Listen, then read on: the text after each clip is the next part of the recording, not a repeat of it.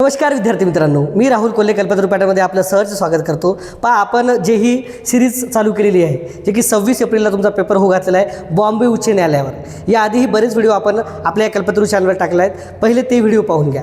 Okay. आणि video जर तुम्हाला आवडत असेल तर तुम्ही चॅनलला लाईक करा, व्हिडिओला लाईक करा आणि सबस्क्राईब केलं असेल तर सबस्क्राईब पण करून घ्या आणि आपल्या मित्राला पण शेअर करा. कारण तुमच्या रिझल्ट आणण्यासाठी आम्ही प्रयत्न करत आहोत आणि तुमचा जर रिझल्ट आला तर त्याच्यातून आम्हाला खूप आनंद व्यक्त होईल.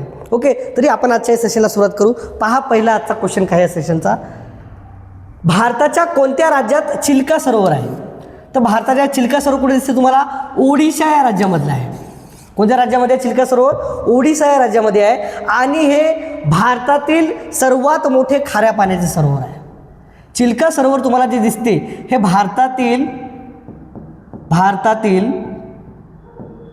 सर्वात मोठे काय आहे? खाऱ्या पाण्याचे सरोवर आहे. लक्षात ठेवा, खाऱ्या पाण्याचे सरोवर आणि जगातील 2 नंबरचं आहे. भारतातील सर्वात मोठे आणि जगातील 2 नंबरचे सर्वात मोठे आहे. लक्षात ठेवा कोणते? चिल्का सरोवर. याला रामस्थळ म्हणून याला गणण्यात आलेला आहे 1981ला. जे काही पाणथळ जागा आहेत त्याच्या संरक्षणासाठी जे काही आपण रामस्थळ म्हणतो, रामस्थळ म्हणजे इराणमधलं शहर. ओके. पाणथळ जे काही जागा असतील त्याचं संवर्धनासाठी संरक्षणासाठी हा करार केलेला आहे. तर त्याला काय म्हणू आपण? रामस्थळ, पाणथळ स्थळ. ओके. आपला पाणथळ आपण साजरा करतो 2 फेब्रुवारीला. याच्यावर प्रश्न विचारतात. 2 फेब्रुवारी हा पाणथळ दिन आहे, आंतरराष्ट्रीय पाणथळ दिन. लक्षात ठेवा. ओके. याच्यामध्ये तुम्हाला ओडिशातलं चिल्का सरोवर दिसतात. महाराष्ट्रातलं तुम्हाला नांदूर मधमेश्वर दिसते. लक्षात ठेवा, नांदूर मधमेश्वर. ओके. याच्यावर प्रश्न विचारतात महाराष्ट्रातील पहिलं रामस्थळ कोणतं किंवा पाणथळ स्थळ कोणतं? तर नांदूर मधमेश्वर आहे 2020ला. त्यानंतर लोणार आहे, त्यानंतर ठाणे खाडी आहे. 3 आहेत महाराष्ट्रातले. लोणार त्यावर रिलेटेड आहे म्हणून सांगा, कारण प्रश्न विचारतात. आणि नंतर ठाणे खाडी आहे. ओके. नंतर काय दिसते तुम्हाला? ठाणे खाडी. नांदूर मधमेश्वर 2020 हे 2020 आणि ठाणे खाडी तुम्हाला काय दिसेल 2022ला. एवढं काय डीपमध्ये विचारणार नाहीत, पण लक्षात ठेवा हे 2020ला रामस्थळ दर्जा भेटला. सर्वाधिक रामस्थळ तुम्हाला दिसतील कुठे माहिती आहे का? तामिळनाडूमध्ये रामस्थळ किती आहेत पहा. तर तामिळनाडूमध्ये तुम्हाला रामस्थळ दिसतील 20. नंतर दिसतील तुम्हाला उत्तर प्रदेशमध्ये तुम्हाला दिसतील किती? 10. ओके. महाराष्ट्रात 3 आणि सर्व ओव्हरऑल इथले विचारले भारतामध्ये रामस्थळ तर किती आहेत? तर भारतामध्ये तुम्हाला दिसतील 98 रामस्थळ. ओके. केवलादेव राष्ट्रीय उद्यान दिसते तुम्हाला, ते बी त्याच्यानंतर ओडिशा चिल्का सरोवरसोबतच त्याला भेटलं होतं 1981ला पाणथळ स्थळ म्हणून. ओके. त्याच्यानंतर आपण पाहतो सर्वाधिक मोठं तुम्हाला दिसते जे काही सुंदरबन आहे पश्चिम बंगालचं सुंदरबन.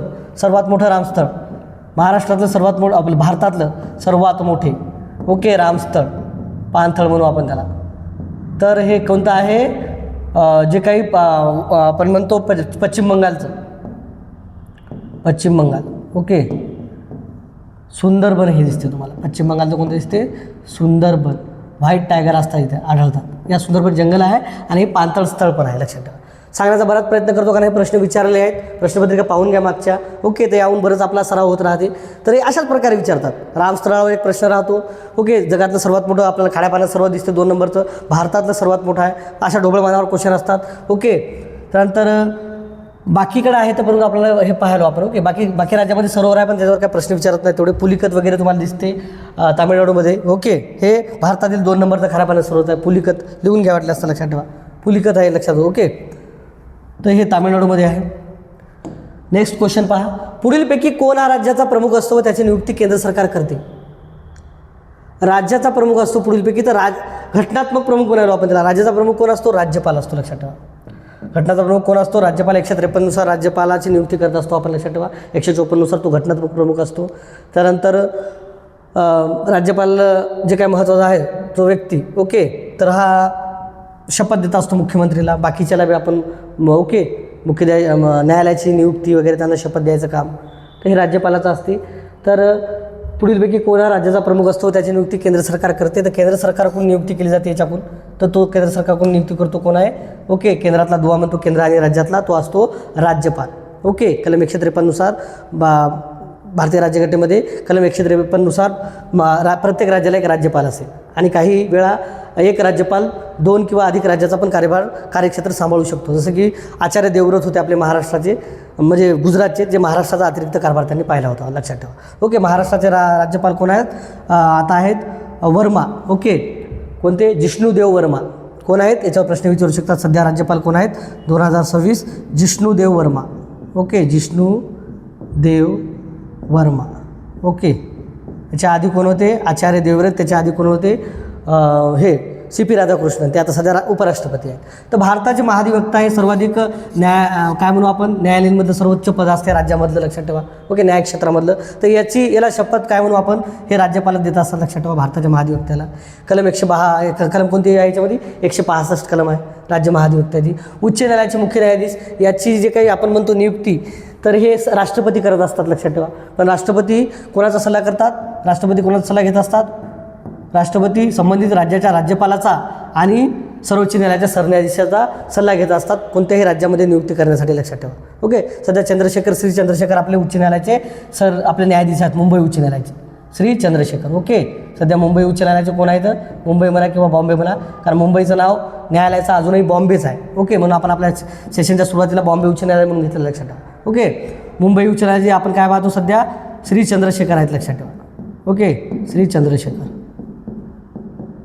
चंद्रशेखर आहेत. सर्वाधिक काय म्हणू आपण 1962 उच्च न्यायालय आपला 1862. कलकत्ता, मुंबई आणि काय म्हणू आपण मद्रास हे सर्वाधिक म्हणजे प्रथम स्थापन केलेले आहे, सर्वात जुने म्हणू आपण त्याला उच्च न्यायालय, लक्षात ठेवा. मुख्यमंत्री हा कार्यकारी प्रमुख असतो आणि या मुख्यमंत्र्याला शपथ कोण देत असतो? राज्यपालच देत असतो, लक्षात ठेवा. ओके, तर कार्यकारी प्रमुख किंवा आपण काय म्हणू राज्याचा नामधारी असतो, पण तो घटनात्मक प्रमुख असतो, तो म्हणजे राज्यपाल, लक्षात ठेवा. कारण त्याच्याच नावावर पूर्ण राज्याचे कारभार चालतात.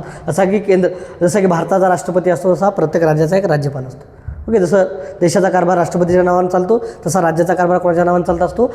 राज्यपालाच्या नावाने चालत असतो. म्हणजे राज्यपाल एक खूप महत्त्वाचं पद आहे, लक्षात ठेवा. ओके, महाराष्ट्राचे पहिले राज्यपाल श्री प्रकाश होते, लक्षात ठेवा.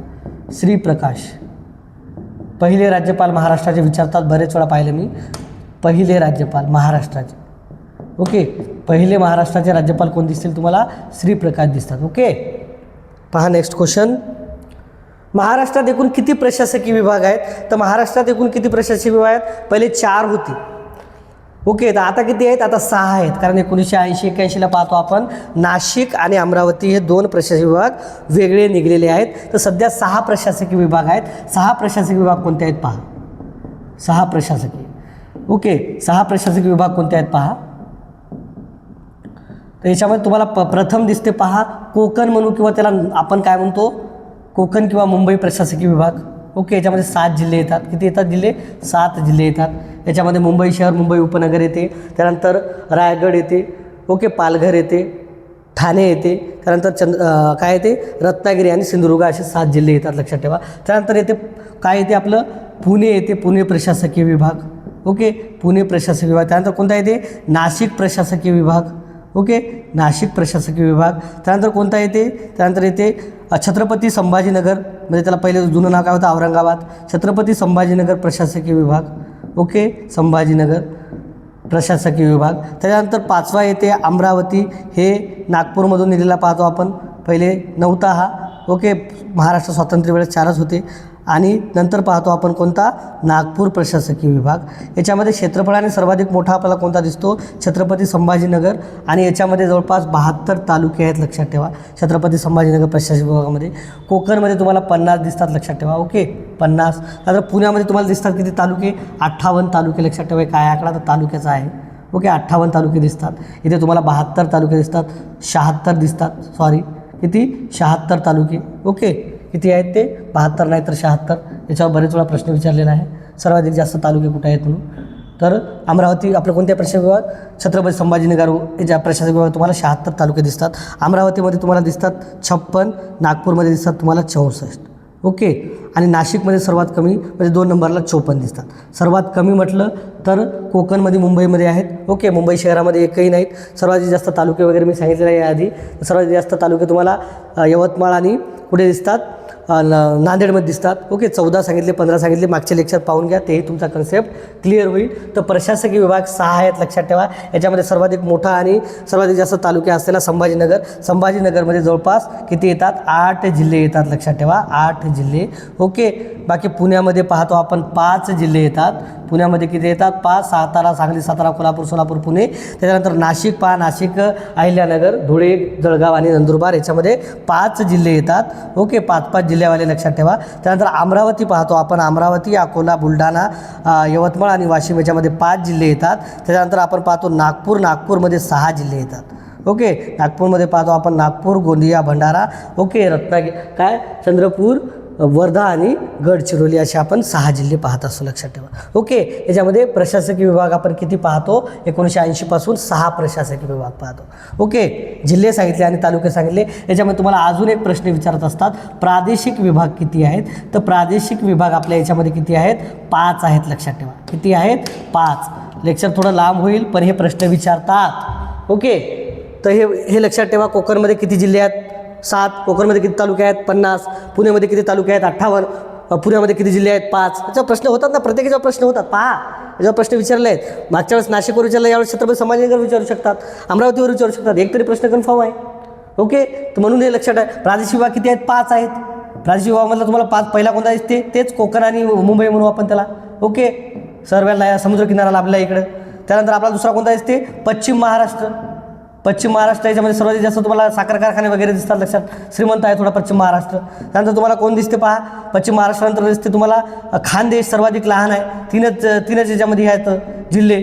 ओके, 25 तालुके आहेत त्याच्यामध्ये. खानदेशमध्ये जळगाव, धुळे आणि नंदुरबार उत्तरेकडला साईड आपल्या महाराष्ट्राचा. ओके, त्यानंतर आपल्याला काय दिसते? त्यानंतर खानदेश नंतर काय दिसते आपल्याला? छत्रपती संभाजीनगर. ओके, छत्रपती संभाजीनगर ह्या काय प्रादेशिक विभाग आहे? संभाजीनगर. आणि सर्वात मोठा आपल्याला प्रादेशिक विभाग पाहतो आपण, तो म्हणजे कोणता आहे रे? तर सर्वाधिक मोठा आपण पाहतो विदर्भ.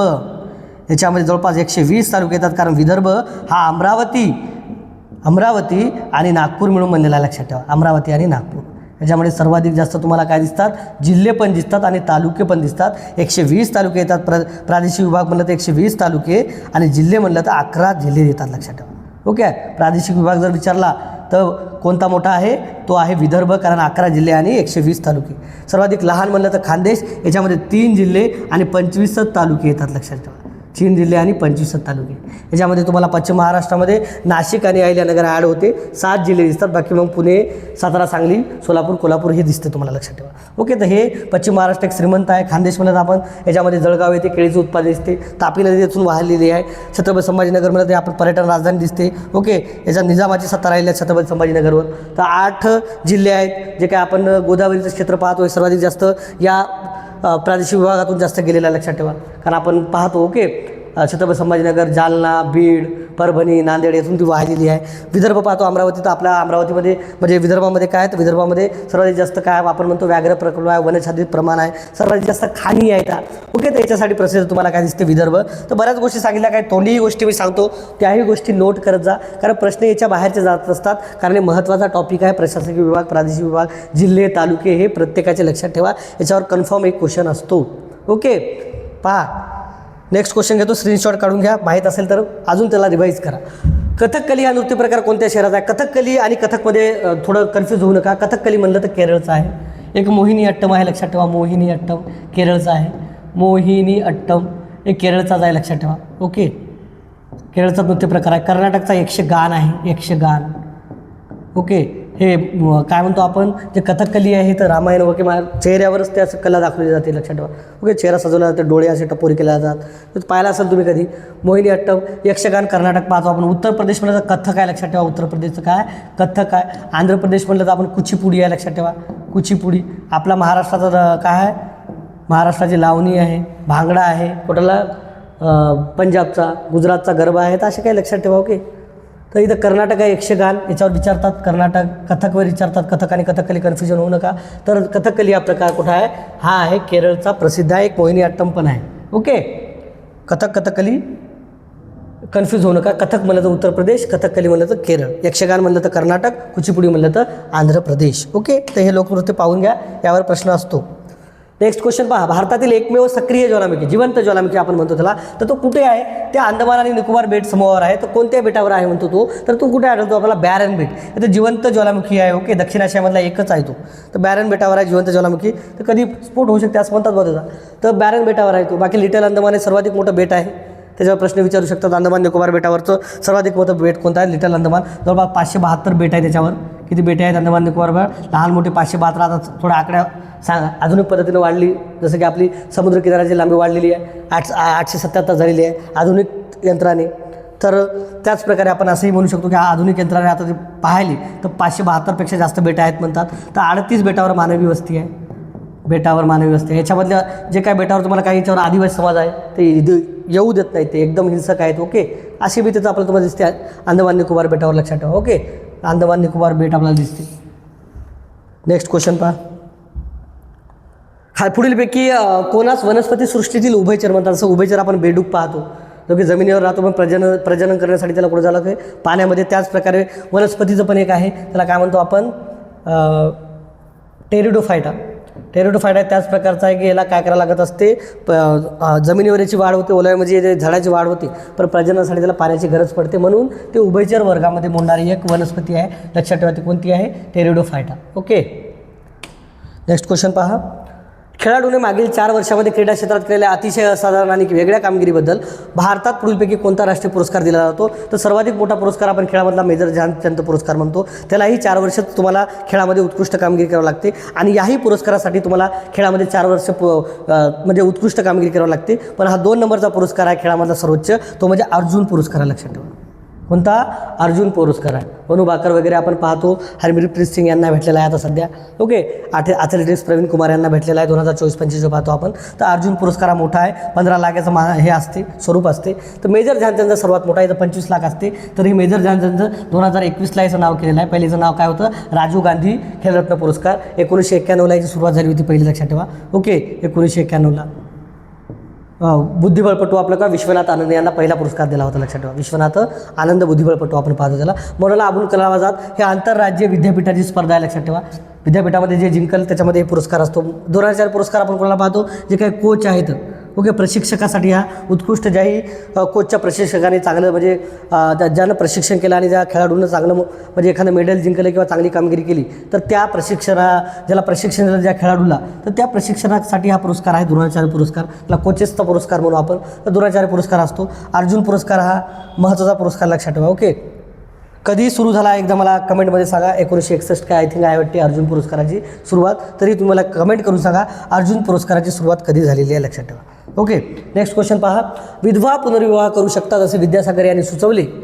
ओके, त्यांनी सूचना ब्रिटिश अधिकाऱ्यांशी स्वीकारली आणि यावर्षी कायदा मंजूर केला. पहा, जे काही विधवा पुनर्विवाहाचे आपण जे काही पूर्ण कार्यक्षेत्र भारतामध्ये देतो, म्हणजे पूर्ण ज्यांना हे करतो की त्यांची सर्वाधिक मोठी भूमिका राहिलेली आहे विधवा पुनर्विवाह हे करण्यासाठी, तर ते म्हणजे कोण होते? विद्यासागर. लक्षात ठेवा, ईश्वरचंद्र विद्यासागर तुम्हाला दिसतात. तर यांची याच्यामध्ये लय मोठी भूमिका राहिलेली आहे विधवा पुनर्विवाहामध्ये. तर हे जे काय आपण कायदा म्हणतो हा कधी मंजूर झाला आहे? तर कायदा आपल्याला माहीत आहे मंजूर झाला आहे 1856ला. ओके, लॉर्ड डलहौसीच्या काळात असा मसुदा तयार केला होता. लक्षात ठेवा, याच्यावर अजून 2 प्रश्न विचारतात, बरेच वेळा चुकू देऊ नका. लॉर्ड डलहौसी या काळात याचा मसुदा मंजूर झाला होता, म्हणजे मसुदा केला होता तयार. लक्षात ठेवा, आणि लागू कधी झालं होतं? ओके, विधवा पुनर्विवाह कायदा लागू झाला होता, तर लागू झाला होता लॉर्ड कॅनिंग यांच्या काळात. लक्षात ठेवा, Lord Canning. Okay, Lord Canning हा भारताचा पहिला व्हाईसरॉय आहे. लक्षात ठेवा. ओके, कारण 1858ला राणीचा जाहीरनामा आला होता आणि ईस्ट इंडिया कंपनीकडून पूर्ण काही कारभार काढून घेतला होता. लक्षात ठेवा, 1857 उठाव झाला म्हणून. तर लॉर्ड कॅनिंगच्या काळामध्ये मंजूर झाला होता. तर त्याच्यामध्ये सर्वाधिक मोठी भूमिका राहिली आहे विद्यासागर रावची. ओके, याच्यावर अजून एक प्रश्न विचारतात, ईश्वरचंद्र विद्यासागर महाराष्ट्रातले कोणाला म्हटले जाते, म्हणजे उपमा दिली जाते? तर पंडित काय म्हणू विष्णू शास्त्री यांना. पंडित विष्णू शास्त्री यांना महाराष्ट्राचे विद्यासागर म्हटले जाते, ईश्वरचंद्र विद्यासागर. कारण यांनी महाराष्ट्रामध्ये विधवा कायद्यासाठी काय केलं आहे? खूप प्रयत्न केले आहेत. ओके, विधवा पुनर्विवाह, पंडित विष्णू शास्त्री. ओके, लॉर्ड कॅनिंगच्या काळामध्ये लागू झाला. लॉर्ड डलहौसी तर याच्यामध्ये मसुदा तयार केला होता. लक्षात ठेवा. ओके, कशाचा? विधवा पुनर्विवाह या कायद्याचा. नेक्स्ट क्वेश्चन पहा, सिराजुद्दौला कोणत्या वर्षी बंगालचा नवाब झाला? सिराजून नौदा ओके 1756ला झाला होता. ओके 1756ला झाला आणि 1757ला आपण काय पाहतो प्लासीची लढाई झाली पाहिजे. ओके प्लासीची लढाई मीर जाफर याने धोका दिला आणि प्लासीची लढाई झाली. त्यानंतर मीर जाफर झाला, नंतर मीर जाफर नंतर मीर कासिम झाला आपण पाहतो. तर 1756ला सिराजौला बंगालचा हे झाला होता, नवाब झाला होता आणि प्लासी लढाई कधी झाली होती 1757ला लक्षात ठेवा. ओके 1707ला एक प्रश्न विचारतात, औरंगजेबाचा मृत्यू 1707ला झाला होता. औरंगजेबाचा मृत्यू कोणत्या वर्षी झाला होता? औरंगजेबाचा मृत्यू 1707ला झाला होता, इसवी सन 1707ला. ओके लिहून देत नाही. प्लासीची लढाई 1757ला. बक्सारची लढाई मीर कासिम आणि इंग्रजामध्ये, मीर कासिम आणि इंग्रजामध्ये, मीर कासिम आणि इंग्रज म्हणजे त्याला काय म्हणतो ब्रिटिश यांची झाली होती 1764. यावर प्रश्न आहे 1764 बक्सार लढाई. ओके बक्सारचं युद्ध, बक्सार युद्ध. ओके खरं ना, याच्यावर प्रश्न विचारतात म्हणून मी जे सांगायचा प्रयत्न करतो त्याच्यावर प्रश्न होते म्हणजे होते हमखास गॅरंटी सांगतो. याच्यावर प्रश्न विचारतात. बक्सार युद्ध काय काय आकडेवारी अशी विचारतात. 1757ला सिराजउद्दौला आपण काय म्हणतो प्लासीची लढाई, त्यानंतर 1764ला बक्सार युद्ध. तर या अशा काय आकडेवारीवर प्रश्न विचारतात, एकदम जास्त याच्यावर विचारत नाही. खालीलपैकी कोणती गोदावरी नदीची उपनदी नाही? तर रामगंगा नाही आहे. रामगंगा उत्तरेकडील नदी पाहतो आपण. गंगा नदीची उपनदी याच्यामध्ये गंगा दिलेच आहे. मांजरा आहे, वैनगंगा आहे, पैनगंगा आहे, वर्धा आहे. ओके प्राणहिता आहे. प्राणहिता आपण पाहतो. वैनगंगा, वैनगंगा आणि कोणती रे वर्धा ही नदी मिळून कोणती होते प्राणहिता. आणि ही प्राणहिता एक महत्त्वाची नदी आहे. कोणाची रे? गोदावरी नदीची उपनदी आहे. ओके गोदावरीची उपनदी. या प्राणहितावर प्रश्न विचारतात. प्राणहिता ओके पुढील प्रकारे प्राणहिता जे पर्यायामध्ये राहते बाकीचे नसलेले असतात म्हणून प्राणहिता लक्षात ठेवा. ही गोदावरीची सर्वाधिक महत्त्वाची उपनदी आहे. ओके त्यानंतर मांजरा पाहतो आपण. वैनगंगा, पैनगंगा या महत्त्वाच्या काय दिसतात? गोदावरीच्या उपनद्या दिसतात लक्षात ठेवा. ओके तर रामगंगा ही नाही आहे, तर बाकीच्या हे गोदावरी नदीच्या उपनद्या दिसतात. गोदावरीची नदी लांबी विचारतात आपल्याला गोदावरीची. ओके 1464 आहे लक्षात ठेवा. 1464 1466 किमी. ओके किलोमीटर लांबी आहे याची. त्यानंतर महाराष्ट्रामध्ये विचारतात. महाराष्ट्रामध्ये 668 आहे. ओके सर्वाधिक क्षेत्र जर व्यापलं आहे महाराष्ट्रामध्ये 49% क्षेत्र व्यापलेलं आहे. ओके दक्षिण भारतातील सर्वाधिक लांब नदी आहे. दक्षिण भारत म्हणजे आपल्या काय म्हणू आपण आपल्या दक्षिणेकडली तिकडली गंगा आहे. तर दक्षिणेला वृद्ध गंगा म्हणतात. गोदावरी नदीला काय म्हणतात? वृद्ध गंगा म्हणतात लक्षात ठेवा. वृद्ध गंगा. ओके वृद्ध गंगा म्हणतात आणि काय म्हणतात? दक्षिण गंगा म्हणतात. दक्षिण गंगा म्हणतात. ओके जवळपास ही 8 जिल्ह्यामधून झाली. किती जिल्ह्यामधून वाहते? 8 जिल्ह्यामधून लक्षात ठेवा. ओके हिचा उगम कुठं होतो? त्र्यंबकेश्वर नाशिकला होतो. उगम कुठे होतो? गोदावरी नदीचा उगम होतो त्र्यंबकेश्वरला. ओके त्र्यंबकेश्वर, त्र्यंबकेश्वर नाशिक. नाशिक दिसते, पैठण दिसते, नांदेड दिसते. ओके तर हे तुम्हाला याच्या नदीच्या काठावरचे शहर दिसतात. काठावरील शहर कोणते दिसतात विचारतात महत्त्वाचे. काठावरील शहरे. ओके काठावरील शहरे कोणते दिसतात मित्रांनो? पहा विद्यार्थी मित्रांनो काठावरील शहरावर प्रश्न विचारतात. तो म्हणजे एक महत्त्वाचा आहे नाशिक. ओके नाशिक आहे. 2 आहे तुम्हाला काय आहे? नाशिकनंतर इथे तुम्हाला पैठण येते. पैठण पण आहे. ओके त्यानंतर तिसरं कोणतं येते? नांदेड आपलं सर्वात महत्त्वाचं. ओके नांदेड हे येते. त्यानंतर 8 जिल्ह्यातून वाहते. 8 जिल्ह्यामध्ये तुम्हाला म्हणलं तर नाशिक येते एक. ओके नाशिक कोणता नाही म्हणलं तर लक्षात आलं पाहिजे तुम्हाला. नाशिक येते. 2 नंबरला काय येते? छत्रपती संभाजीनगर. ओके छत्रपती संभाजी. ओके छत्रपती संभाजीनगर. त्यानंतर 3 काय येते पहा. त्यानंतर इथं दिसतील तुम्हाला जालना दिसते तुम्हाला. जालन्यामधून वाहते ती. त्यानंतर तुम्हाला कुठं जालन्यातून कुठे येते ती? बीडला येते. बीडला वाहते ती. त्यानंतर तुम्हाला काय येते? परभणीमध्ये येते ती. परभणी. ओके परभणीनंतर कुठे येते ती? परभणीनंतर ती कुठे येते? हिंगोलीमध्ये येते. नंतर लक्षात ठेवा हिंगोली. हिंगोलीमध्ये नांदेड कुठे बी असं येत नाही म्हणून सांगा फक्त नाव. नंतर नांदेड पहा. ओके नांदेड, नांदेड आणि नंतर पहा गडचिरोली. ओके गडचिरोली. गडचिरोली पण वाढते. चपराला इथं आपण पाहतो. गोदावरी, वैनगंगा आणि वर्धा ही प्राणहिता जिथं होते ही कुठं? गडचिरोली चपराला इथं जोड मिळते. गडचिरोली. ओके गोदावरी आणि म्हणजे काय म्हणू आपण वैनगंगा आणि वर्धाचा जो काही मिलन आहे संगम आहे ते कुठं होते? गडचिरोली इथं होते. कुठं? चपराळा हे विचारतात. चपराळा इथं लक्षात ठेवा. सप्राळा तुम्हाला अभयारण्य पण दिसते गडचिरोली इथं. तर वैनगंगा आणि वर्धा या नद्यांचा संगम कुठे होते? सप्राळा. तर नद्याबद्दल 1 किंवा 2 क्वेश्चन फिक्स करून जा, काही जास्त डीपमध्ये विचारणार नाही. सर्वात मोठी विचारतील. ओके, भीमा नदी महत्त्वाची आहे, गोदावरी नदी महत्त्वाची आहे, तापी नदी एक आहे, या नदीबद्दल विचारतात. नर्मदा नदी एक पश्चिम वाहिनी आहे, त्याबद्दल पण प्रश्न विचारलेले आहेत. ओके, मी सर्व प्रश्न पाहिले आहेत. यावरच रिपीट पण वेगळे क्वेश्चन विचारतात. यावेळेस आपल्याला कोणती गोदावरी आहे, त्यावेळेस भीमा विचारू शकतात किंवा गोदावरी विचारू शकतात. काही क्वेश्चन रिपीट पण झालेले आहेत, लक्षात ठेवा. ओके, तर शिपाई पदासाठी आणि या पदासाठी, वाहनचालक पदासाठी हे प्रश्न अशी विचारायची दाट शक्यता राहते. ओके, जास्त डीपमध्ये नाही जात. तर अजूनही पहा, कल्पतरू चॅनलला तुम्ही सबस्क्राईब केलं नसेल तर सबस्क्राईब करा. ओके, आपले व्हिडिओ शेअर करा आपल्या मित्रांना, आणि व्हिडिओ आवडत असेल तर लाईक पण करा. ओके, तुमचा एक लाईक आम्हाला प्रोत्साहित करतो, तर लाईक पण करा. केलं नसेल तर लाईक करून घ्या. नेक्स्ट क्वेश्चन पहा. नेक्स्ट क्वेश्चन काय आहे? महाराष्ट्र राज्याचे पहिले मुख्यमंत्री कोण आहेत? तर महाराष्ट्र राज्याचे पहिले मुख्यमंत्री तुम्हाला दिसतात यशवंतराव चव्हाण. यशवंतराव चव्हाण हे महाराष्ट्र राज्याचे पहिले मुख्यमंत्री होते. ओके, तर ज्यावेळेस संयुक्त महाराष्ट्राची स्थापना झाली त्यावेळेस 1 मे 1960 ते 62पर्यंत, 19 नोव्हेंबर 1962पर्यंत तुम्हाला हे मुख्यमंत्री दिसतात. आणि जे काय म्हणतो आपण पंचायत राजचा नीव, जे काय पंचायत राजचा पाया, पंचायत राजचा पाया यांनी रोवलेला आहे आपल्या महाराष्ट्रामध्ये. लक्षात ठेवा, त्रिस्तरीय पंचायत राज व्यवस्था. सर्वात महत्त्वाचं, यशवंतराव चव्हाण यांनी केंद्रामध्ये महत्त्वाचे पद भोगलेले आहेत. लक्षात ठेवा. ओके, ज्यामध्ये त्यांनी जे काय म्हणतो आपण परराष्ट्रमंत्री, ओके, त्याला काय म्हणतो आपण, परराष्ट्र नाही आहे कोणतं, संरक्षण खातं, संरक्षण मंत्री राहिले ते 1962ला संरक्षण मंत्री. ओके, 1962ला तुम्हाला काय दिसतात? उत्तर आहे यशवंतराव चव्हाण. इथं काय दिसते तुम्हाला? पहिले ते संरक्षण मंत्री दिसतात, त्यांचे पद पहा. संरक्षण मंत्री 1962ला चीन आणि भारताचं युद्ध होतं तेव्हा हे होते, संरक्षण मंत्री राहिले आहेत. त्यानंतर यांनी अर्थ खातंही सांभाळलं आहे, अर्थमंत्री राहिले आहेत ते भारताचे, अर्थमंत्री.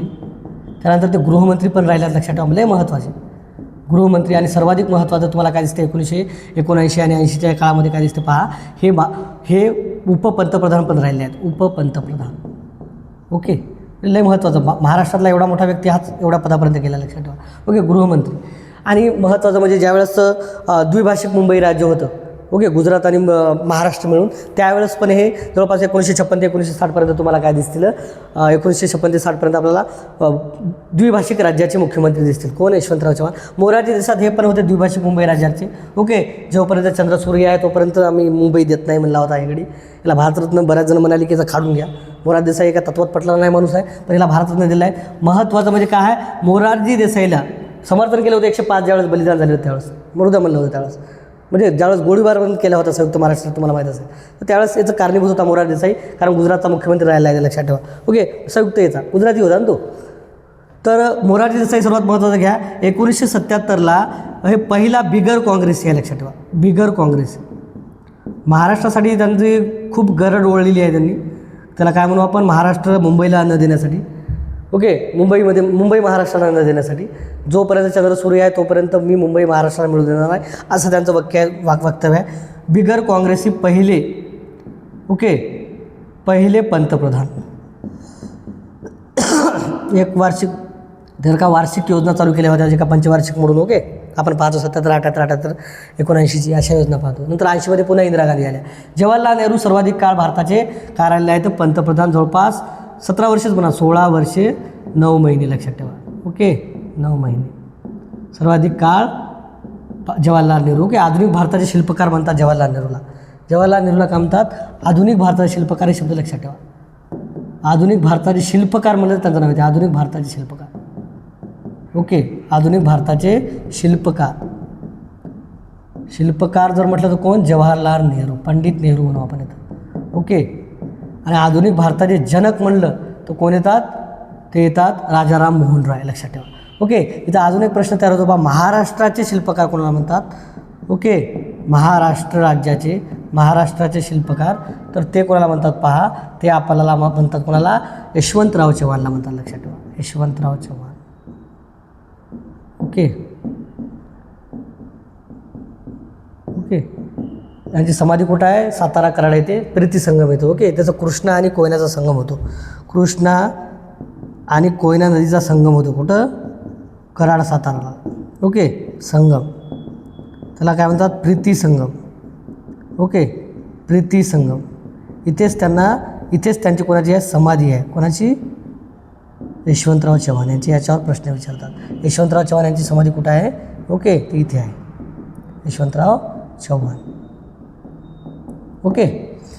संगम आहे तर संगमाला काय म्हणतात, प्रीती संगम म्हणतात. यशवंतराव चव्हाणबद्दल बऱ्याच गोष्टी आहेत. कोणकोणत्या पदांनी म्हटलं आहे, संरक्षण मंत्री, अर्थमंत्री, गृहमंत्री, उपपंतप्रधान, संयुक्त महाराष्ट्राचे पहिले मुख्यमंत्री आणि जे काही द्विभाषिक मुंबई राज्य होतं गुजरात आणि मराठी भाषिकांचं, त्याचे पण त्यांनी मुख्यमंत्री म्हणून काम केलेलं लक्षात ठेवा. ओके. आणि एक इंदिरा गांधीचे सर्वाधिक निकटवर्ती म्हणून त्यांची ओळख होती. कोण होते, यशवंतराव चव्हाण. मोरारजी देसाई बिगर काँग्रेसी पहिले. शंकरराव खरात काय, हे दलित साहित्यिक आहेत लक्षात ठेवा, की लेखक आहेत. ओके. नेक्स्ट क्वेश्चन पहा. नेक्स्ट क्वेश्चन पहा काय आहे, महाराष्ट्राचा राज्य प्राणी कोणता आहे, शेकरू खार. मोठी खार आहे जराशी. कुठं आहे, भीमाशंकर पुणेला आढळतो. कुठे आढळतो, भीमाशंकर पुणे. भीमाशंकर पुणे. बाकी राधानगरी वगैरे तिकडे आढळतो पण कमी प्रमाणात. भीमाशंकरमध्ये जास्त प्रमाणात आढळतो. भीमाशंकर पुणेला आढळतो तो शेकरू खार. हत्ती. हत्ती हा केरळचा राज्य प्राणी आहे. केरळ, कर्नाटक. केरळ, कर्नाटक. केरळ, कर्नाटक, झारखंड. ओके, झारखंड. काळवीट, पंजाब. काळवीट, पंजाब. नंतर हरियाणा. हरियाणा. नंतर आंध्र प्रदेश. ओके. वाघ भारताचा राष्ट्रीय प्राणी आहे. 1972ला झाला भारताचा राष्ट्रीय प्राणी. ओके नाही, 1972च्या आधी कोण होता, सिंह होता. सिंह होता पण सिंह कुठं, गीर एकच अभयारण्य दिसतं तुम्हाला. कुठलं गीर, कुठलं दिसते, गुजरातचं सिंहासाठी. गीर कुठला विचारतात प्रश्न याच्यावर, फक्त गुजरातमध्ये तुम्हाला सिंह दिसतात लक्षात ठेवा.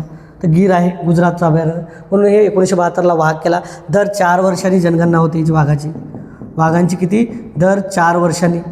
दर 4 वर्षाची जनगणना होती. जनगणना 2006ला पहिली जनगणना झाली लक्षात ठेवा. 2006ला. नंतर 2010ला. ओके. 2006, 2010, 2014, 2018, 2022 ही 6वी जनगणना लक्षात ठेवा. आता 2026ला होऊन आली. ओके. 2026ला जी जनगणना होईल ती किती जनगणना होईल, 6वी जनगणना होईल. ओके. 6वी जनगणना. ओके. 6वी जनगणना. तर बऱ्याच गोष्टी आहेत, नोट करून घ्या. 6वी जनगणना याच्यावर वाघावर विचारू शकतात. सर्वाधिक जास्त वाघ मध्य प्रदेशला आहेत. 700च्या वर आहेत जवळपास. ओके. मध्य प्रदेशला आहे. त्यानंतर सर्वाधिक वाघ, सर्वाधिक कितीही फास्ट घेतो म्हटलं तरी वेळ होते, सर्वाधिक जास्त वाघ. ओके. ओके. कुठे दिसते, मध्य प्रदेश दिसते. 2 नंबर काय दिसते तुम्हाला, कर्नाटक. कर्नाटक. 3 नंबर दिसते तुम्हाला उत्तराखंड. उत्तराखंड. 4 नंबर दिसते तुम्हाला महाराष्ट्र. महाराष्ट्र 2022ला किती होते, 444 होते. याच्यावर आकडा विचारू शकतात. 444 हा फिक्स आकडा लक्षात ठेवा. 2022ची जी वाघाची जनगणना झाली त्यामध्ये वाघ किती होते, 444. ओके. जिम कार्बेट तुम्हाला नॅशनल पार्क दिसते. Jim Corbett. जिम कार्बेट कुठलं आहे, उत्तराखंडचं. उत्तराखंड.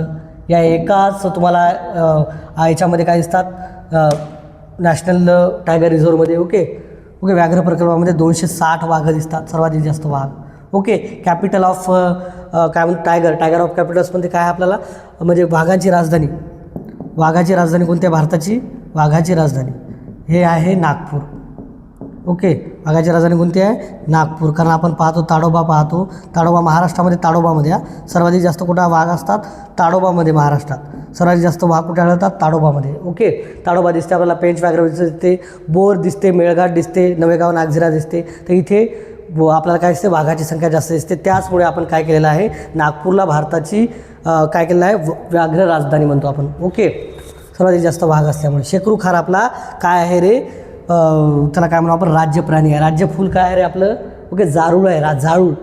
जारूळ तामन म्हणतो आपण त्याला, राज्य फूल. राज्य फूलवर विचारू शकतात. राज्य फूल तामन आहे, तामन. ओके. जारूळ म्हणतात त्याला, तामन. लक्षात. मासा विचारतात, राज्य मासा. ओके. पॉपलेट आहे, पॉपलेट. ओके. पॉपलेट. राज्य फळ विचारतात, कोणतं आहे, आंबा आहे. ओके. अशा काही गोष्टी आहेत. ओके. तर हे लक्षात ठेवायचं काही गोष्टी. ओके. फुलपाखरू काय, ब्ल्यू मॉर्गन आहे. ब्ल्यू मॉर्गन फुलपाखरू, राज्य फुलपाखरू. ओके. राज्य फुलपाखरू काय, ब्ल्यू मॉर्गन. विचारतात प्रश्न, विचारला आहे सर्व, हे उगाच नव्हे, माहीत पाहिजे. राज्यगीत पण आहे आपलं 2023ला, जय जय महाराष्ट्र माझा. ओके. तर या गोष्टी लक्षात ठेवत जा. ओके. नेक्स्ट क्वेश्चन पहा. भूदान चळवळ कोणी सुरू केली. इथं मी तुम्हाला मासा सांगितलं, पॉपलेट तर काय सांगितलं, मासा जलचर राज्य प्राणी आहे आपला. ओके. पॉपलेट आहे तो, जलचर राज्य. भूदान चळवळ कोणी सुरू केली? विनोबा भावे. ओके. महात्मा गांधीचे त्याला काय म्हणून, महात्मा गांधीचे एक पट्ट शिष्य होते, आध्यात्मिक होते त्यांच्यानंतरचे ते. ओके. तर विनोबा भावे यांनी भूदान चळवळ सुरू केली होती. कुठे? जवळपास आजच्या काय म्हणू आपण, तेव्हाचं आंध्र प्रदेश आणि आताचं तेलंगणा. तर भूदान चळवळ अशा प्रकारे होती की ज्याही शेतकऱ्याकडे जास्त जमिनी आहेत त्यांनी जे काही अल्पभूधारक आहेत किंवा ज्याच्याकडे जमीन आहेत तर तशा जमिनी द्यावा, अशा त्यांनी जवळपास लाखो एकर जमीन तशी केली होती. बऱ्याच दानशूरांनी तशी दान दिली होती. तर विनोबा भावे आहेत. विनोबा भावे यांना पहिला म्हणालो पण मॅक्सेसे पुरस्कार, पहिला नाही पण भारतामध्ये त्याला मॅक्सेसे पुरस्कार भेटलेला आहे. ओके. जे की आशियातला नोबेल म्हणतो आपण त्याला, मॅक्सेसे पुरस्कार. ओके. मॅक्सेसे पुरस्कार त्यांना मिळालेला आहे, हे लक्षात ठेवा. याच्यावर प्रश्न विचारतात. तर तो मॅक्सेसे पुरस्कार म्हणजे आशियाचा नोबेल आहे, लक्षात ठेवा. आशियाचा नोबेल आहे हा, आशियाचा नोबेल तो मिळालेला आहे त्यांना, आशियाचा नोबेल. ओके. आशियाचा नोबेल विनोबा भावे यांना मिळालेला आहे. त्यानंतर 1983ला काय म्हणतो आपण, मरणोत्तर 1983ला त्यांना भारतरत्न पण मिळालेला आहे. विनोबा भावे यांना भारतरत्न. ओके. भारतरत्न पण त्यांना मिळालेला आहे. त्याच्यानंतर जे काही वैयक्तिक सत्याग्रह सुरू केला होता महात्मा गांधींनी 1940ला एक वैयक्तिक सत्याग्रह सुरू केला होता. तर वैयक्तिक सत्याग्रहातले पहिले व्यक्ती ते होते, लक्षात ठेवा. वैयक्तिक सत्याग्रह. ओके. पहिले व्यक्ती तुम्हाला ते दिसतील, विनोबा भावे. सत्याग्रह, वैयक्तिक सत्याग्रह केला होता त्यांनी. तर विनोबा भावे वैयक्तिक सत्याग्रही होते 1940ला. नंतर दुसरे आपल्याला पंडित जवाहरलाल नेहरू वगैरे. तिसरे काय पाहतो आपण, सरदार वल्लभभाई पटेल. तेवढं दुसरे विचारू शकता पंडित जवाहरलाल नेहरू. पंडित नेहरू सर्वाधिक जास्त पंतप्रधान. ओके. यशस्वी पंतप्रधान, महत्त्वाचा कार. 14 नोव्हेंबर विचारतात त्यांचा बालक दिन. ओके. 14 नोव्हेंबर बालक दिन. बाकी आधुनिक भारतात शिल्पकार सांगितलं मी तुम्हाला. 14 नोव्हेंबर हा कोणता आहे? राष्ट्रीय बालक दिन आहे आपला, लक्षात ठेवा. ओके. बालक दिन. डॉक्टर बाबासाहेब आंबेडकर संविधानाचे शिल्पकार. ओके. त्यांच्याबद्दल बरेच त्यांचे पुस्तक विचारतात, त्यांचे पुस्तक लक्षात ठेवा. त्यांचे जे काही पहिलं वर्तमानपत्र विचारतात. ओके. मूक नायक विचारतात 1920 नंतर बहिष्कृत भारत विचारतात, समता, जनता, प्रबुद्ध भारत. वरचं पत्र लक्षात ठेवा. त्यांचे रीडर्स ऑफ द हिंदुझम, त्यानंतर थॉट्स ऑन पाकिस्तान, त्यानंतर problems of rupees, origin and solution, त्यानंतर गांधी, रानडे अँड झेंडा, Buddha and Karl Marx, Buddha and his Dhamma. तर जवळपास 32 त्यांचे ग्रंथ होते. त्याच्यामध्ये 22 त्यांचे पूर्ण झाले, बाकी अपूर्ण राहिले. बरेचसे शोध निबंध आहेत. Okay. MA PhD DSc LLD DL beret law, जवळपास अशा बऱ्याच डिग्री आहेत. 32 डिग्री आहेत त्यांच्याकडे. तर बरेच डॉक्टर बाबासाहेब आंबेडकर विकिपीडिया जर वाचायला बसलं तर 6-7 घंटे जातील, एवढं कार्य आहे. काय विचारतील हे नक्की नाही, पण MPSCला खूप डीपमध्ये विचारतात. आपल्याला त्यांना विचारतात शिका, संघटित वा, संघर्ष करा, हे कोणाचं वाक्य होतं. त्यानंतर त्यांनी कुठं बौद्ध धर्माची दीक्षा घेतली नागपूरला, कुठे म्हणजे त्यांनी हिंदू धर्म सोडून बुद्ध धर्माचे घेतो असं सांगितलं होतं, येवला, नाशिकला. तर या गोष्टी तुम्ही बरोबर वाचल्या असेल तर पाहून घ्या. डॉक्टर बाबासाहेब आंबेडकरबद्दल किती सांगायला गेलं तर याच्यावर बरेच प्रश्न तयार होतात, लक्षात ठेवा. डॉक्टर बाबासाहेब आंबेडकर अजून एक प्रश्न नेहमी विचारला जातो, त्यांचे गुरु, 3 गुरु त्यांचे लक्षात ठेवा. ओके. सांगासारखं बरंच आहे त्यांच्याबद्दल, पूर्ण लेक्चर होऊ शकतं त्यांच्याबद्दल. भगवान बुद्ध. ओके. एक होतं त्यांचं भगवान बुद्ध. ओके. 2 त्यांनी मानलं होतं कबीर यांना. यावर बरेच वेळा जे काय आपले प्रश्न पेपर असतात असे पोलीस भरती किंवा असे, ओके, सरळसोयीमधले, त्याच्यामध्ये हे प्रश्न त्यांचा ठरलेला आहे. ओके. तथागत बुद्ध आणि कबीर, आणि नंतर कोण आहे रे, महात्मा फुले यांना त्यांनी गुरु मानले, लक्षात ठेवा. ओके. महात्मा फुले. ओके. काय म्हणू आपण त्याला, सिम्बॉल ऑफ नॉलेज यानं, म्हणजे काय म्हणू आपण, ऑक्सफर्ड युनिव्हर्सिटीनं, कोलंबिया विद्यापीठानं त्यांचं नाव उल्लेख केला, लक्षात ठेवा. आता सध्या विंदू मिल येथे त्यांचा सर्वाधिक मोठा पुतळा होता आहे भारतातला म्हणजे जगातील सर्वाधिक जास्त उंच पुतळा होता आहे, जे की हैदराबादच्या बी पुतळ्यापेक्षा उंची होत आहे. ओके. तर डॉक्टर बाबासाहेब आंबेडकरबद्दल्या गोष्टी जे वरवरच्या आहेत ते वाचून जा, लक्षात ठेवा. ओके. त्यांचे वृत्तपत्र कोणकोणते होते त्यांचे, मूक नायक होतं. मूक नायक कोणाचं होतं विचारतात, मूक नायक वृत्तपत्रे. ओके. बाबासाहेबांची, कोणाची, बाबासाहेबांची. त्यानंतर पहा दुसरं कोण होतं, बहिष्कृत भारत. ओके. बहिष्कृत भारत. त्यानंतर होतं समता, जनता, समता, जनता, आणि जनताचंच नाव काय केलं होतं त्यांनी, प्रबुद्ध भारत. ओके. प्रबुद्ध भारत. ओके. त्यानंतर पुस्तकं मी सांगितले तुम्हाला, रीडर्स इन हिंदुझम, शूद्रपूर्वी कोण होते, who were the Shudras, thoughts on Pakistan. त्यानंतर problems of rupees, origin and solution. त्यानंतर त्यांचं जर इकडलं म्हटलं तर Buddha and Karl Marx, Buddha and his Dhamma, Gandhi, Ranade आणि जिना, हे राजकीय याच्यावर त्यांनी लिहिलेलं आहे. ओके. तर हे महत्त्वाचं आहे, पाहून घ्या, बरेच क्वेश्चन होतात. नेक्स्ट क्वेश्चन पहा, मेळघाट अभयारण्य कुठं आहे? मेळघाट तुम्हाला अमरावतीमधलं दिसते, लक्षात ठेवा. मेळघाट कुठं दिसते? अमरावतीतलं. चंद्रपूरला कुठं दिसते? ताडोबा. ताडोबा कुठं आहे? चंद्रपूरला सर्वात जुना आणि सर्वात मोठं, सर्वात जास्त वाघ आढळतात. गोंदिया, नवेगाव, नागझिरा. ओके, नवेगाव, नागझिरा. नवेगाव, नागझिरा. नवेगाव, नागझिरा कुठे दिसते तुम्हाला? गोंदिया. ओके, गोंदिया, भंडारा. अमरावतीला मेळघाट पाहतो आपण. ओके, सांगलीला कोणता आहे? सागरेश्वर आहे, सागरेश्वर. आणि चांदोली हे राष्ट्रीय उद्यान पाहतो आपण. ओके, सांगली, सातारा, कोल्हापूर आणि रत्नागिरीमधले पसरलेलं हे पाहतो आपण. चांदोली अजून कुठं आहे? सांगली आहे, सातारा आहे. विचारू शकतात कोणता जिल्हा नाही म्हणून, तर चांदोली हे सातारामध्ये आहे, सांगलीमध्ये आहे. सांगली, सातारा, नंतर कोल्हापूर आहे. ओके, कोल्हापूर आहे. आणि महत्त्वाचं म्हणजे रत्नागिरी आहे, लक्षात ठेवा. ओके, रत्नागिरीमध्ये हे कोकणामध्ये घुसलं इकडं. तर या एवढ्या याच्यामध्ये वसरलेलं हे चांदोली राष्ट्रीय उद्यान दिसतं तुम्हाला, लक्षात ठेवा. प्रश्नाला विचारतात. मेळघाट कुठला आहे? अमरावतीचा आहे. भारताचे पहिले उपराष्ट्रपती कोण होते? तर पहिले उपराष्ट्रपती होते सर्वपल्ली राधाकृष्णन. भारताचे पहिले भारतरत्न कोण होते? सर्वपल्ली राधाकृष्णन. सर्वपल्ली राधाकृष्णनचा 5 सप्टेंबर हा काय कोणता दिवस साजरा केला जातो? 5 सप्टेंबर हा राष्ट्रीय शिक्षक दिन म्हणून साजरा केला जातो, लक्षात ठेवा. 5 सप्टेंबर राष्ट्रीय शिक्षक दिन. ओके, याच्यावर प्रश्न नेहमी विचारतात, सोपा प्रश्न आहे, मार्क जाऊ देऊ नका. शिक्षक दिन. ओके, शिक्षक दिन सर्वपल्ली राधाकृष्णन. नंतर 1962ला हे भारताचे दुसरे राष्ट्रपती पण झाले होते आणि सलग 10 वर्षे झाले राष्ट्रपती. नंतर मोहम्मद अन्सारी पाहतो आपण, 10 वर्षे राहिल्यात. त्याच्या आधी जर सर्व एकसारखे 10 वर्ष कोण राहिले? ओके, तर सर्वपल्ली राधाकृष्णन होते आणि नंतर ते पहिले उपराष्ट्रपती, पहिले राष्ट्रपती पण झाले, लक्षात ठेवा. ओके, सर्वपल्ली राधाकृष्णन. डॉक्टर राजेंद्र प्रसाद हे भारताचे सलग 2 वेळा राहिलेले राष्ट्रपती आहेत. संविधान सभेचे अध्यक्ष राहिले आहेत, लक्षात ठेवा, कायमस्वरूपी. 11 डिसेंबर 1946ला त्यांची निवड केली होती. यशवंतराव चव्हाण पाहिला आपण, संयुक्त महाराष्ट्राचे पहिले काय म्हणतो आपण? ओके, मुख्यमंत्री. आणि भारताचे काय म्हणतो? उपपंतप्रधान राहिले आहेत, संरक्षण मंत्री राहिले आहेत, गृहमंत्री राहिले आहेत. ओके, एवढे महत्त्वाचे त्यांचे काय केले आहेत. सरदार वल्लभभाई पटेल यांना एक महत्त्वाचा प्रश्न विचारतात. ओके, यांना काय म्हणतात? लोहपुरुष म्हणतात.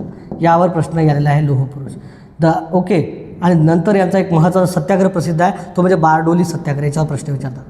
बारडोली, आपण गांधीजीच्या माहीत राहते, चंपारण माहीत राहते. ओके, गिरणी कामगारांचा माहीत राहते, पण बारडोली आपण कन्फ्युजन होतो. तर बारडोली कोणाचा आहे? बारडोली सत्याग्रह कोणाचा होता? तो होता सरदार वल्लभभाई पटेल. ओके, बारडोली कुठला होता? सरदार वल्लभभाई पटेल. ओके, बारडोली या सत्याग्रहावर विचारतात प्रश्न, कोणाचा होता पुढीलपैकी. मी प्रश्न पाहून तुम्हाला हे सांगत आहे, लक्षात ठेवा. ओके, जर पूर्ण जर क्वेश्चन घेतो मला अजून सेशन होतील, मी तसे सेशन घेईन ना, नुसते क्वेश्चन सांगून तुम्हाला सांगायचं या क्वेश्चन. ओके, 10 मिनिटात क्वेश्चन संबंधित, हे घ्या प्रश्न, हे घ्या उत्तर, हे घ्या प्रश्न, हे घ्या उत्तर. पण याच्यातून किती प्रश्न व्हायला म्हणजे तुम्हाला ते सेशन आणायची गरज नाही. एकाच 30 किंवा 40 मिनिटाच्या याच्यामध्ये तुम्हाला हे बाकीचे क्वेश्चन विचारतात. बारडोली सत्याग्रह. ओके, लोहपुरुष त्यांनीच म्हणतात. 560च्या वर संस्थान त्यांनी भारतामध्ये केले होते. पहिले उपपंतप्रधान, पहिले गृहमंत्री, पहिले गृहमंत्री याच्यावर विचारतात. पहिले गृहमंत्री 100% प्रश्न आहे याच्यावर, कितीतरी वेळा विचारला. भारताचे पहिले गृहमंत्री, कारण गृहमंत्री एक तुम्हाला माहिती आहे पद लय मोठं आहे खातं. राज्यघटनेच्या कलम 370 कोणत्या राज्यामध्ये आहे? जम्मू काश्मीरची आहे. पण हे 5 ऑगस्ट 2019ला रद्द केलं, कारण यांना एक वेगळी राज्यघटना होती. अय्यगार यांनी लिहिली होती, बाबासाहेब आंबेडकरांनी लिहिली नव्हती. 7 वर्ष लागली होती राज्यघटना लिहायला. आणि 370 कलमानुसार त्याचं कोणी जागा खरेदी करायचं माहिती नाही, तर तरी पोरगी करायचं माहिती नाही लग्नाला. राज्य होतं म्हणून होतं नावाला आपलं. परंतु 5 ऑगस्ट 2019ला हे राज्य BJP सरकारने काय केलं? भारतामध्ये आणलं. ओके, लक्षात ठेवा. एक चांगली गोष्ट मला BJPची आवडती, ही एक चांगली गोष्ट केली त्यांनी, लक्षात ठेवा. जम्मू काश्मीर भारतामध्ये समाविष्ट करून घेतलं. झेंडा बी त्याचा वेगळा होता. हे काय पद्धत होती? संविधान वेगळं होतं, पण हे भारताचं एक राज्य राहील म्हणून. तर आता हे राज्य नसता, हे जम्मू आणि काश्मीर आणि लडाख 2 केंद्रशासित प्रदेश आले 2020ला. ओके, जम्मू काश्मीर आणि लडाख. जम्मू काश्मीरला विधानसभा आहे, लक्षात ठेवा. जम्मू काश्मीर आणि लडाख हे 2 केंद्रशासित प्रदेश झाले. लडाख म्हणा, लडाख म्हणा. ओके, तर हे आता 2 केंद्रशासित प्रदेश आहेत. ओके, केंद्रशासित प्रदेश. मणिपूर 371 वगैरे, याला 371 A, B, C अशा काही दिले आहेत, विशेष अधिकार दिले आहेत या राज्यांना. ओके, 370 कलम आहे. तर जम्मू काश्मीर या राज्याशी संबंधित आहे. ओके, आता केंद्रशासित प्रदेश झालेला आहे. राज्यसभेचे पदसिद्ध अध्यक्ष कोण असतात? राज्यसभेचे पदसिद्ध अध्यक्ष कोण असतात? ते असतात उपराष्ट्रपती. CP राधाकृष्णन आहेत आपले सध्या. CP राधाकृष्णन हे महाराष्ट्राचे राज्यपाल पण राहिले आहेत. ओके, त्यानंतर भारताचे सध्याचे उपराष्ट्रपती आहेत. CP राधाकृष्णन हे राज्यसभेचे पदसिद्ध अध्यक्ष असतात, लक्षात ठेवा. ओके, कलम 63 नुसार भारताला एक उपराष्ट्रपती असतो आणि 64 नुसार ते राज्यसभेचे काय असतात? पदसिद्ध अध्यक्ष असतात. कोण? उपराष्ट्रपती. ओके, पंतप्रधान पाहतो आपण कार्यकारी प्रमुख, राष्ट्रपती पाहतो आपण घटनात्मक प्रमुख, सभापती हा लोकसभेचा सभापती असतो. ओके, मानवी शरीरातील रक्ताभिसरणाचा शोध कोण लावला? विल्यम हार्वे यांनी लावला. ओके. लुईस पाश्चर यांनी ते आपण काय म्हणतो कुत्रा चावल्यावर ते लस. ओके. कोणता रोग होतो कुत्रा चावल्यावर? कुत्रा चावले की कमेंट करून सांगा. कुत्रा चावल्यावर एक रोग होतो, कुत्रा पिसाळलेला कुत्रा, मांजर बिंजर. ओके. रेबीजचा शोध लावला अलेक्झांडर. ओके. थॉमस एडिसन यानं दिव्याचा शोध लावला, लाईट. ओके. बल्ब, विजेवर चालणारा दिवा. पेनिसिलिनचा शोध लावला अलेक्झांडर फ्लेमिंगनं. ओके. तर काय कमेंट करून सांगायचं मला अजून काय लावलं असेल तर. ओके. ते विल्यम हार्वे यांनी रक्ताभिसरणाचा शोध लावला, लक्षात ठेवा. जे की ओके.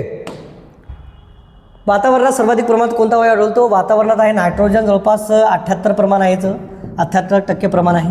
कार्बन डायऑक्साईड कमी प्रमाणात आढळतो हा. ओके. 0.04 प्रमाणातच आहे हा, 0.04च प्रमाणात आहे. ऑक्सिजन जवळपास 21% आढळतो आणि हायड्रोजन हा हवेमध्ये असतो, जमीनलगत नसतो, लक्षात ठेवा. सर्वात हलका वायू म्हणतो आपण त्याला. नेक्स्ट क्वेश्चन पहा. महाराष्ट्रात पंचायत राजची सुरुवात कधी झाली? 1 मे 1962. पंचायत राजचे कोण आहेत शिल्पकार? पंचायत राजचे शिल्पकार आपण गहलोत म्हणतो. ओके. जे की पहिली समिती होती महाराष्ट्रामध्ये, कोणाची समिती होती? वसंतराव नाईक समिती. आणि केंद्रामध्ये कोणाची होती? त्यांचं नाव आठवत नाही, कमेंट करून सांगा. त्यांना पंचायत राजचे शिल्पकार म्हणले जाते, लक्षात ठेवा. ओके. तर त्रिस्तरीय पद्धती आपण निवडलेली आहे 1 मेला, जसं की जिल्हा परिषद, पंचायत समिती आणि ग्रामपंचायत. ओके. आणि कोणाच्या कार्यकाळामध्ये झालेलं आहे? ते यशवंतराव चव्हाण यांच्या कार्यकाळामध्ये पंचायत राज. ओके. याला घटनात्मक 73व्या घटनादुरुस्तीचं घटनात्मक स्वरूप आलेलं आहे पंचायत राजला. 73वी घटनादुरुस्ती पाहतो आपण. ओके. 1992-93ला 73वी घटनादुरुस्ती. ओके. पहिले 40 कलममध्ये होते हे पंचायत राज आपल्या राज्यघटनेमध्ये, पण नंतर 73वी घटनादुरुस्ती केली आणि त्याच्यामध्ये काय केलं आपण? घटनात्मक स्वरूप आणलेलं आहे पंचायत राजला. ओके. 1 मे 1962ला महाराष्ट्रामध्ये सुरू झाली, त्रिस्तरीय आहे. ओके. सर्वाधिक जास्त महत्त्व कशाला याच्यामध्ये? जिल्हा परिषदला, नंतर पंचायत समिती, नंतर ग्राम लेवलला ग्रामपंचायत. लोकसभेत निवडून येण्यासाठी किमान वय किती असावे लागते? लोकसभेत जर निवडून यायचं झालं तर 25 वर्ष लागते, लक्षात ठेवा. लोकसभेमधला सदस्य, लोकसभेचा खासदार व्हायचं झालं तर तुमचं वय 25 वर्ष लागते. भारताचे नागरिक पाहिजे, कोणताही गुन्हा तुमच्या नावावर नसते, तुम्ही नादार नसले पाहिजे, म्हणजे काय म्हणतो आपण, अडाणी चालते, शिक्षणाची आट नाही, गुन्हेगारी पार्श्वभूमी नसली पाहिजे, दिवाळखोर नसले पाहिजे. ओके. अशी पागल भेगल नसले पाहिजे तुम्ही. तर 25 वर्षे अशी आट आहे महत्त्वाची, भारताचे नागरिक ही महत्त्वाची आट आहे. 25 वर्ष अजून कुठे लागतात सर? लोकसभेमध्ये लागतात, अजून कुठे लागतात? विधानसभेमध्ये. 25 वर्ष कुठे लागतात तुम्हाला निवडून यायला? 25 वर्ष वय कुठे लागते तुम्हाला? पास सांगतो पहिले मी. 25 वर्ष वय तुम्हाला लागते एक विधानसभा निवडणूक लढण्यासाठी, म्हणजे तुम्हाला आमदार व्हायचं झालं तर तुम्हाला 25 वर्ष वय असणं महत्त्वाचं आहे. दुसरं आहे लोकसभा. ओके. लोकसभा. त्यानंतर 21 वर्ष असल्यावर काय होते सर? 21 वर्ष असल्यावर तुम्ही स्थानिक स्वराज्य संस्थाच्या निवडणुका लढू शकता. स्थानिक स्वराज्य संस्था म्हणजे त्याच्यामध्ये मग सर्वच आलं, पंचायत समिती, जिल्हा परिषद. ओके. स्थानिक स्वराज्य संस्था, शहरी स्थानिक स्वराज्य आणि ग्रामीण स्थानिक स्वराज्य, मग काय नगरपालिका, महानगरपालिका, नगरपंचायत हे पण आलं. स्थानिक स्वराज्य संस्था लक्षात ठेवा. ओके. सर्व आलं. ग्रामपंचायत, पंचायत समिती, जिल्हा परिषद. निवडणुका लढवण्यासाठी तुम्हाला काय लागलं? 21 वर्ष उभारायला लागते. 30 वर्ष कुठे लागतील तुम्हाला सांगा बरं? 30 वर्ष लागतील तुम्हाला. 30 वर्ष लागतील विधान परिषद आणि राज्यसभेमध्ये. राज्यसभा आणि विधान परिषद याच्या निवडणुकासाठी तुम्हाला याचा सदस्य होण्यासाठी काय लागते? 30 वर्ष वय तुमचं कंप्लीट पाहिजे. विधान परिषद. ओके. विधान परिषद. त्यानंतर पहा 35 वर्ष कुठे लागते तुम्हाला? 35 वर्ष लागते तुम्हाला राष्ट्रपती, उपराष्ट्रपती आणि राज्यपालाला. ओके. राष्ट्रपती तुम्ही कधी होऊ शकता? तुमचं वय 35 वर्ष लागते. त्यानंतर कुठं होऊ शकता तुम्ही अजून?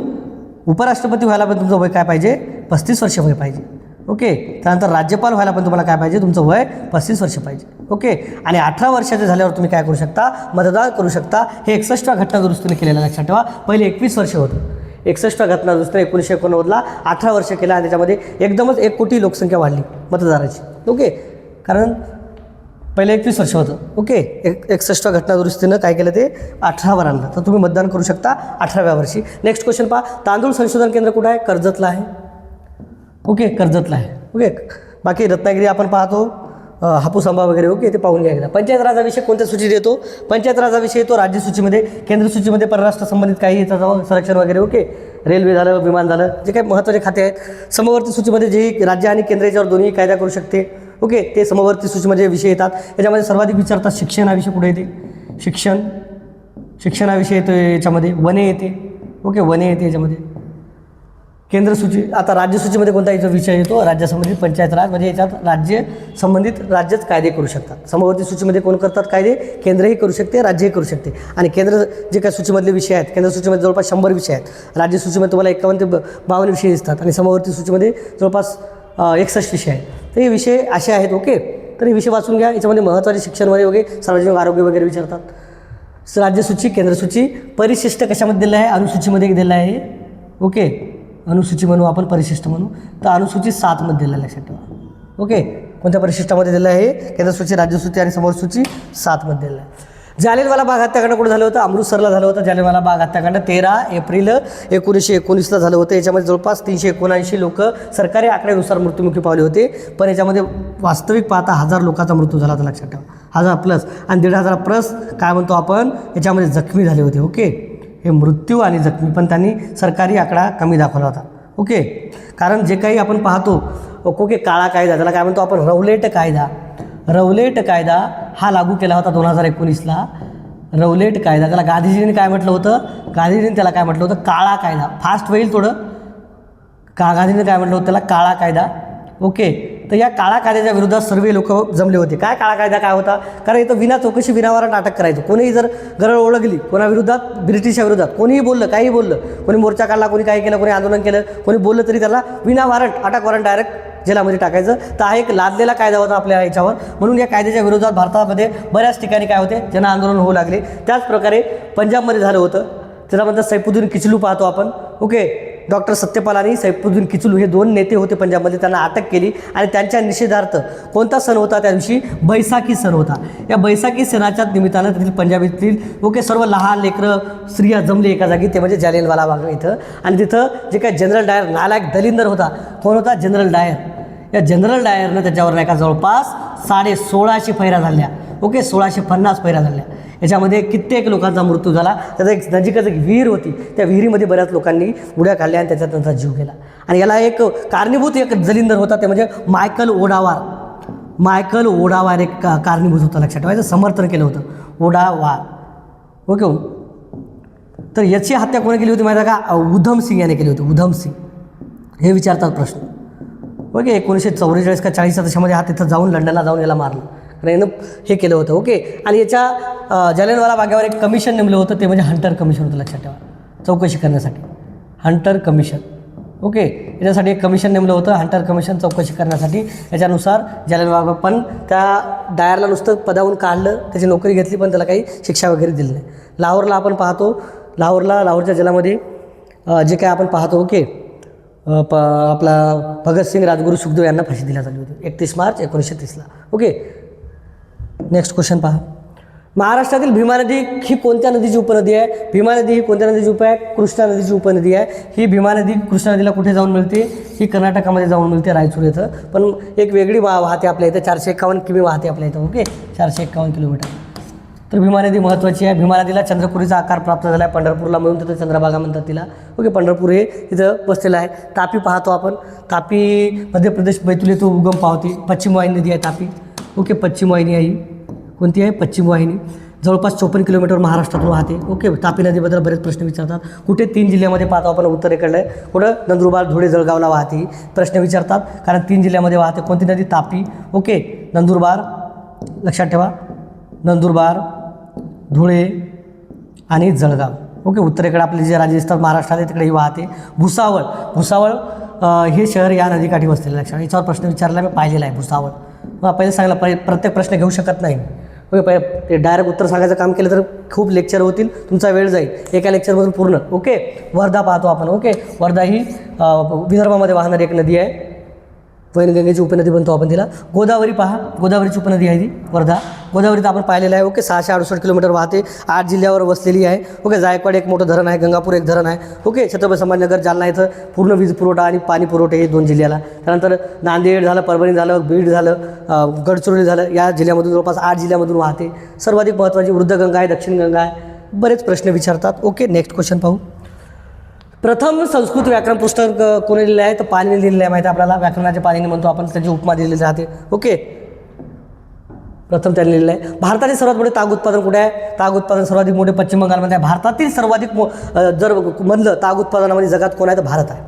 ताग उत्पादनामध्ये सर्वाधिक मोठा देश म्हणजे हे आहे, प्रथम स्थानी कोण आहे तर भारत आहे, लक्षात ठेवा. ओके, ताग उत्पादन म्हटलं तर भारत लक्षात ठेवा. आणि या भारतामध्ये सर्वाधिक जास्त उत्पादन कुठे होते, 75% उत्पादन एकाच राज्यामध्ये होते, पश्चिम बंगालमध्ये, लक्षात ठेवा. त्यानंतर आपण गुजरात पाहतो, गुजरातमध्ये भुईमुग वगैरे होते, कापसाचं उत्पादन होते. महाराष्ट्रामध्ये आपण पाहतो, महाराष्ट्रामध्ये सोयाबीन, कापूस, ओके, ऊस. त्यानंतर उत्तर प्रदेशला बी ऊस आणि कापूस होते. तर याच्यामध्ये पश्चिम बंगाल पाहतो आपण, तिथं सर्वाधिक जास्त कशाचं उत्पादन होते, तागाचं उत्पादन. ओके, ताग उत्पादन पश्चिम बंगाल. नेक्स्ट क्वेश्चन पहा. जगात रामसर करार आपण पाहिलेला आहे 1981ला झालेला. रामसर कुठे आहे हे स्थळ विचारू शकतात. इराण या देशाची राजधानी आहे. पाणथळ जेही जागा आहेत त्या जागेचं संरक्षण करायचं, संवर्धन करायचं, यासाठी हा करार झाला होता. आणि तो कुठे झाला होता, रामसर या शहरामध्ये. रामसरचं शहर कुठं आहे, इराणमध्ये आहे. आणि हे कोणत्या वर्षी झाला होता, 1971ला. आणि पहिलं आपलं कोणतं, 1981ला आपण चिल्का सरोवर पाहतो, लक्षात ठेवा. म्हणजे 10 वर्षानंतर आपल्याला रामसराचा दर्जा मिळाला आपल्या भारतात. याला चिल्का सरोवर आणि कोकलादेव अभयारण्य. ओके, चिल्का सरोवर. महाराष्ट्रातील 3 सांगितले तुम्हाला. नांदूर मधमेश्वर सांगितलं, एक लोणार सांगितलं, आणि एक कोणती, ठाणेची खाडी. 3च आहेत. सर्वाधिक किती आहेत पूर्ण भारतात, किती आहेत, 98 आहेत रामसर तळे. ओके, पूर्ण रिवाईज कर, तुम्ही टेन्शन घेऊ नका, फक्त तुम्ही नोट करा. आहे भारतात किती आहेत, 98 आहेत. ओके, सर्वाधिक कुठे आहेत, सर्वाधिक रामसर कुठे आहेत, सर्वाधिक आहेत तामिळनाडूमध्ये. तामिळनाडूमध्ये किती आहेत सर, तामिळनाडूमध्ये आहेत 20. हे विचारतात प्रश्न. त्याच्यानंतर कोण येते, उत्तर प्रदेश. उत्तर प्रदेशमध्ये किती आहेत, 10. महाराष्ट्रामध्ये किती आहेत, 3. ओके, महाराष्ट्रामधले 3 कोणते आहेत, महाराष्ट्रामधले 3 नोट करून घ्या. नांदूर मधमेश्वर नाशिकचं, नांदूर मधमेश्वर. ओके, नांदूर मधमेश्वर नाशिक. त्याच्यानंतर लोणार सरोवर. ओके, उत्पादनामुळे निर्माण झालेलं लोणार सरोवर कुठलं आहे, बुलढाण्याचं. लोणार कुठं आहे, बुलढाणा. नोट करा, डायरेक्ट येऊ शकते लोणार सरोवर कुठलं आहे म्हणून, बुलढाण्याचा आहे. 3 नंबर ठाणे खाडी. कुठे आहे, ठाणेला. 3च आहे सध्या रामसर तळे. ओके, ठाणे खाडी. हे 2020ला मी आधी नोट करून देईल तुम्हाला. हे 2020ला आणि हे 2022ला. एवढं डीप आहे. याच्यावर प्रश्न विचारतात म्हणून तुम्हाला मी डीपमध्ये सांगावं, लक्षात ठेवा. रामसर करार कुठे झाला होता, तर इराण येथं एक शहर आहे, ते म्हणजे रामसर नावाचा तिथे करार झाला होता की पाणथळ जागेचं आपल्याला संरक्षण करायचं आहे. पण राष्ट्रीय, त्याला काय म्हणू आपण, आंतरराष्ट्रीय पाणथळ दिन, जागतिक पाणथळ दिन हा पूर्ण जगात साजरा केला जातो 2 फेब्रुवारीला, लक्षात ठेवा. याच्यावर कितीतरी वेळा विचारलेला प्रश्न, 2 फेब्रुवारी. कारण 2 फेब्रुवारी 1971लाच हा करार झाला होता, लक्षात ठेवा. म्हणून 2 फेब्रुवारी काय आहे, आंतरराष्ट्रीय पाणथळ दिन आहे. कोणत्या देशात सर्वाधिक आयुर्मान आहे, हाँगकाँग आहे. पहिले जपान होते कित्येक वर्ष. आणि जपानवर एक काय रेकॉर्ड आहे माहिती आहे का, सर्वाधिक जास्त 100 वर्ष जगणारे लोक या देशामध्ये आढळतात. 100 वर्ष झाल्यावर जगतात. ओके, सर्वाधिक वृद्ध व्यक्ती जर कुठला असेल जपानचाच राहतो. तर याच्या आधीच रेकॉर्ड होतं, पण हाँगकाँगच्या याच्यावर आहे. हाँगकाँगचं सरासरी आयुर्मान आता किती आहे माहिती आहे का, पूर्व एवढ्या डीपमध्ये विचारत नाही, नॉलेजसाठी सांगतो तुम्हाला. 85 वर्ष 7 महिने इथला व्यक्ती जगतो. जपानचा जगतो 84 वर्ष 5 महिने जगतो. ओके, दक्षिण कोरियाचा जिंकतो 84 वर्ष आयुर्मान. बरं, चीनचा आहे 78. आता भारताचा किती आहे सर, भारताचा आहे 72 वर्ष. भारताचं पहिले स्वातंत्र्या आधी खूप कमी होतं, कारण बऱ्याच रोगराई होते, बऱ्याच गोष्टी होत्या. ओके, बरेच रोग यायचे, प्लेगसारखे, याच्यासारखे, मलेरिया. ओके, त्यानंतर काय म्हणतो आपण, कॉलरा वगैरे. त्यामध्ये लोक लय मृत्यूमुखी व्हायचे. पण आता 72 आहे. पण याच्यामध्ये काही राज्यामध्ये जास्त आहे. बरं, केरळसारख्या राज्यामध्ये जास्त आयुर्मान आहे. तर कमी कुठे दिसते तुम्हाला, उत्तरेकडे राज्यामध्ये, उत्तरेकडे. ओके, केरळ झालं, कर्नाटक झालं, हे दक्षिणेकडे राज्य, इथं जास्त दिसते तुम्हाला आयुर्मान. ओके, जास्त आयुर्मान. आणि उत्तरेकडे काय दिसते, कमी दिसते, लक्षात ठेवा. ओके, 72 आहे सध्या. आंतरराष्ट्रीय आयुर्मान किती आहे सर, आंतरराष्ट्रीय दर्जावर, म्हणजे त्याला काय म्हणू आपण, जागतिक दर्जावर. जागतिकवर तुम्हाला दिसते किती, 73 वर्षे. ओके, 73 वर्षे हे जागतिक आयुर्मान आहे. ओके, नेक्स्ट क्वेश्चन पहा. कोणत्या ग्रहाला लाल ग्रह म्हणतात, तर लाल ग्रह मंगळला म्हणतात, लक्षात ठेवा. मंगळला म्हणतात लाल ग्रह. ओके, त्यानंतर गुरु हा सर्वात मोठा ग्रह आहे. गुरु. शनी हा 2 नंबरचा ग्रह आहे. एक त्याला कड्यामध्ये आहे, सुंदर कड्यामध्ये गेलेला आहे, फिरायलेला शनी ग्रह दिसतो. प्लुटो हा 2006 पर्यंत ग्रह होता, पण आता तो बटू ग्रह राहिला आहे, लक्षात ठेवा. कोणता राहिला आहे, बटू ग्रह. ओके, त्यानंतर सूर्याच्या सर्वात जवळचा ग्रह तुम्हाला बुध दिसते. सूर्याच्या सर्वात जवळचा ग्रह. प्रश्न विचारता, सूर्याच्या सर्वात जवळचा ग्रह कोणता, सूर्याच्या सर्वात जवळ, सूर्याच्या सर्वात जवळ दिसते तुम्हाला बुध. कोणता दिसतो, बुध. आणि त्याच्यानंतर तुम्हाला पृथ्वीच्या सर्वात जवळचा, पृथ्वीच्या सर्वात जवळचा. ओके, सर्वात जवळ शुक्र. ओके, शुक्र.